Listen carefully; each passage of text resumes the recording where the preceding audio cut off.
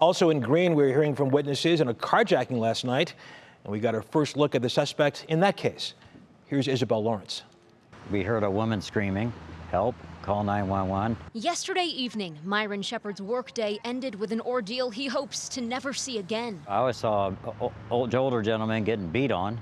Next door from his work at the BP gas station on Arlington Road in Greene, he saw an alleged carjacker, who the Summit County Sheriff's Office identified as 44-year-old Mark Carlson trying to take someone's car. He was up on the ground, and he was bleeding out of his mouth. Shepard watched the suspect run next door to Taco Bell, where the sheriff's office says he carjacked a woman in the drive-thru line, her 3 young children still inside the car. That was not a scream, that was a shrill, ear-piercing shrill. And I felt for it because I have kids.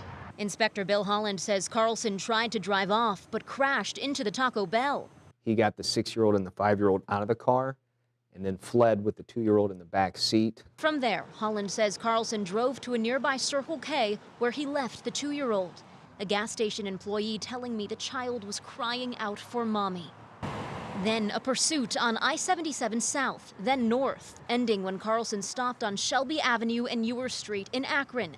A resident who didn't want to be on camera saw the whole thing.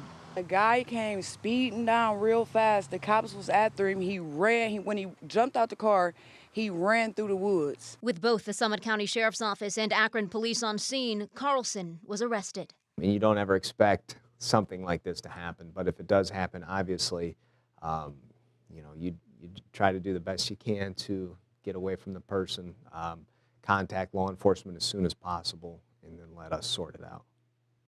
And it's worth noting this whole situation started when the sheriff's office says Carlson carjacked a car in Akron but ran out of gas on Arlington Road in Greene, where they say he then went to that BP and the Taco Bell. And Inspector Holland there tells us all 3 children have been reunited with their mom. All right, Isabel Lawrence in the newsroom. Thank you.